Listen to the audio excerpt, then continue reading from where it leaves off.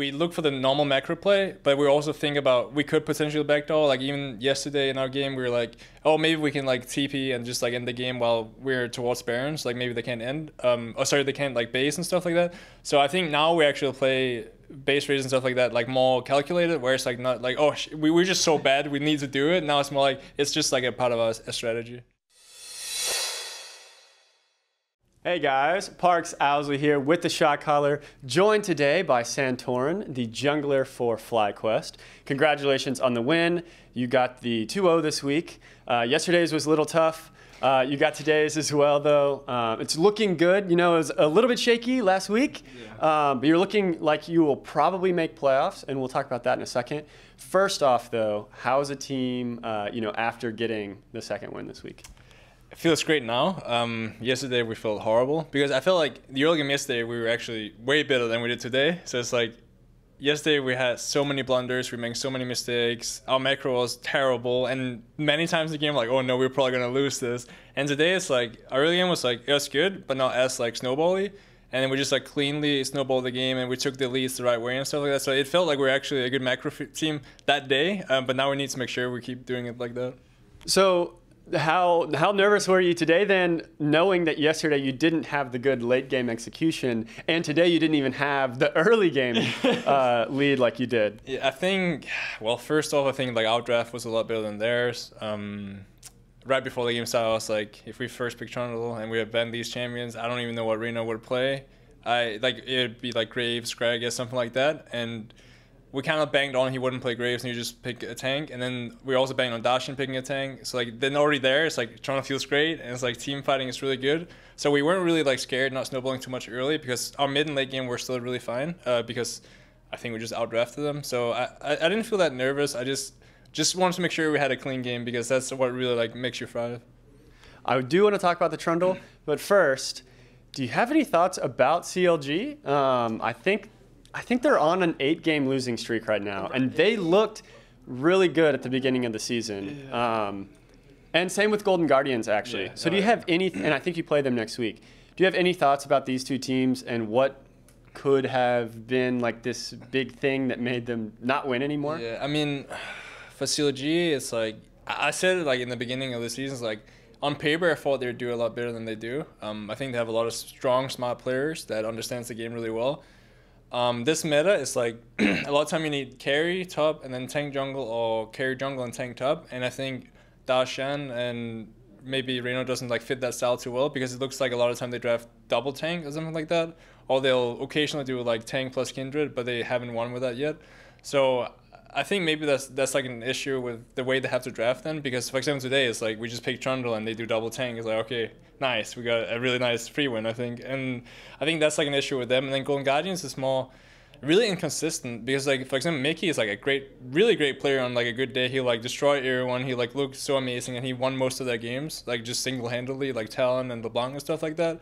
But he also has really bad days where he falls really far behind and the team doesn't like pick up his slack because sometimes he just falls way too far behind. So I think like Mickey's a double-edged sword. I think Contract isn't playing up to what he normally would or should be doing. I think Lulu's like alright. I mean, it's hard to tell with top laners because they kind of play with like how good the jungle is playing and how good mid is playing, like who has pressure and stuff. And the bot lane, I actually think like definitely Matt have actually been performing pretty well. Like I actually think they're like the two like saviors of the team right now, and I just think they have too many issues. That's what it looks like to me, and that's probably why they're not doing so well. Yeah, definitely with the best, or the fewest deaths, I think. Yeah, I mean, he's playing really well, I think. Yeah, it definitely is. I mean, even today in their pretty tough loss, I think he was like 7-0 at some point with his size. Yeah, he still never died. Yeah. But eyes on them, I guess, for next week. We'll see if they can maybe try and scrape a win. I know you play him, so I'm not rooting for him against you. But we'll for sure keep our eyes on them. So, the Trundle pick. Yeah. I think you've played Trundle like 5 times in the last 8 games or something. Yeah, something like that. 4 or 5, yeah. And when it's not him, it's normally, another kind of, similar, like pretty big health pool, kind of just disrupting team fights and stuff. Yeah. Is this like your best pick? This is what I do? Is this just what the team needs? Why are you always kind of on these similar champions? I think specifically for Trundle, well, actually just tanks in general, I think Flame is really good at carrying the game. He always does a lot of damage, is good on carries. Jason is like amazing at carrying too. Keen, always consistent. Like he's always doing well. And I feel like we have really good carriers on the team, and I feel like we just need someone to be the tank, like look for the engages, like set up stuff, and that's why we've been playing a lot of tanks. But that doesn't mean like we're not playing the carry junglers and scrims and stuff like that. I'm still playing. I actually think this week I play more carry junglers than tank junglers. But the thing is, when it comes to like stage, it's like we just draft what we think is best against that team, and then for CLG it's like, well, they like many tanks. Trundle looks great here, so like maybe against like a next team, maybe we'll play carry jungle and a different setup. But I think a lot of the teams we play is just like it just feels small and natural to have a tank jungle that can just set up stuff, and then we just like slowly snowball the game. And it has been working for the most part. Last week we won't talk about that, but it worked today. Yeah. It worked yesterday. Yeah. So going into next week, week 9, it was looking for a while like we might have a million tiebreaker games. However, with the last couple of weeks, it actually has. We've already seen 2 teams locked in, a few teams already locked out.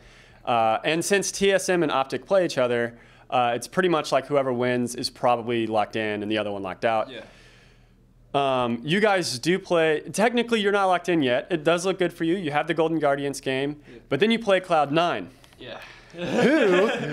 who has shown that I think they are on a 6-game win streak right now. Something like that, yeah. So they're looking very good, and they even brought in 2 different people and still looked very, very good. Yeah.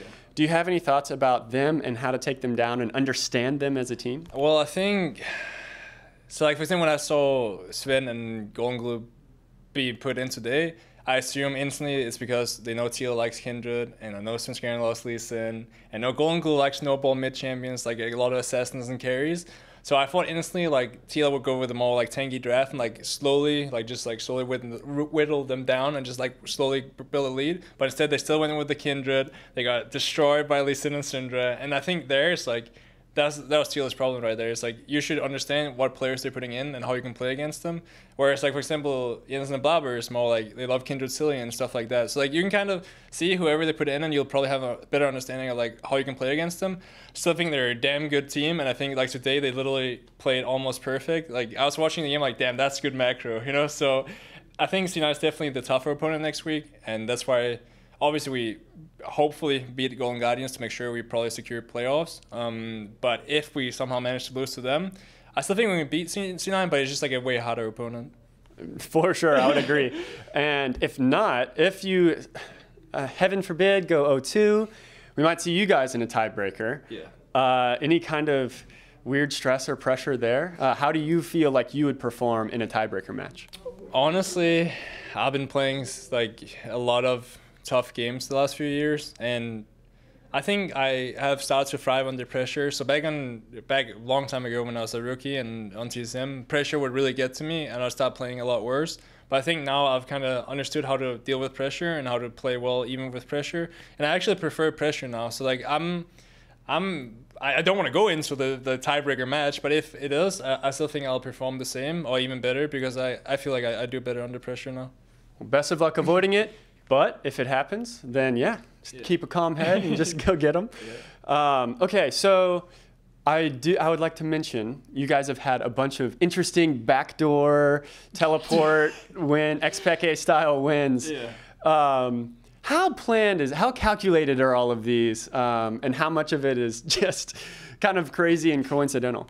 So I think some of the weeks it was like our macro was really bad, and that was like our way of ending games because we just literally couldn't macro properly and like play the game normal.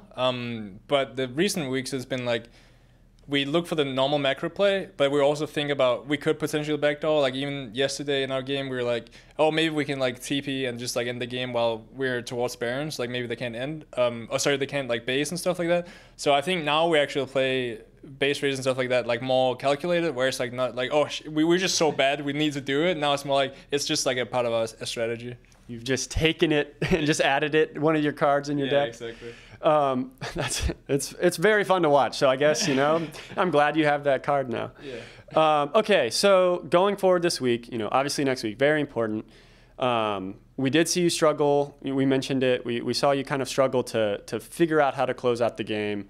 Is that the main focus for this week? Is just shoring up some of this mid-game, late-game team fighting or macro decision? I think so, because I think most of our early games are really calculated and really clean. I think we actually have a really good understanding of how we play certain champions, like where I should be pathing, how we should where we put walls, where you're gonna abuse certain windows. Even today, we abused Raptor timings where basically burn Reno's flash for fleet, stuff like that. So we have a really good understanding of how to do the early game.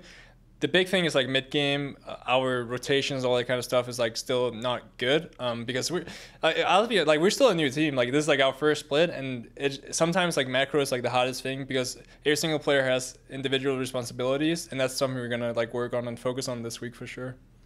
Good luck. I will see how you can do better in all of these stages next week, and hopefully going into playoffs for you guys. Any other thoughts about the team or about just the league in ALCS in general? I think right now it's I don't know if it's ever been closer in ALCS. I thought when we were on a spree and we were 6-4, we were all right, this is gonna be playoffs, and it was oh no, wait, C9 suddenly came up, T7 is coming up. I'm wow, this is a lot closer than we thought. So I think I like this. I like it a lot more when it's really exciting games, really tense games, and also for viewers, it's a lot funny to see games where for example TL losing to teams where it's oh, I thought they're gonna destroy them, because that's how it normally goes. So I think it's just, I really like that every team can win, but that's also makes us more scared, because we should on paper win against Golden Guardians, but we'll see what happens. We will see. But yeah, you are definitely putting on a show for all of your fans out at Dave & Buster's. Awesome. Thank you so much for the interview. Before we go, I will challenge you to a rematch of rock, paper, scissors, best of one. Going on 3? Yep. Going on 3, all right. Rock, paper, scissors. Dang it. No, it just never works. Just 2-0 this week. Nice. All right. Thank you so much, and thank you guys for watching. We will catch you next time. Hey guys, thank you so much for watching that video. To check out some slightly less bearded content, check out what Darius is doing. We've got some videos off to the side of the European LCS. Please like and subscribe and comment below. Let us know how we are doing and what you like and what you dislike. We really appreciate that, and we appreciate your views, and thank you so much for watching. We will catch you next time.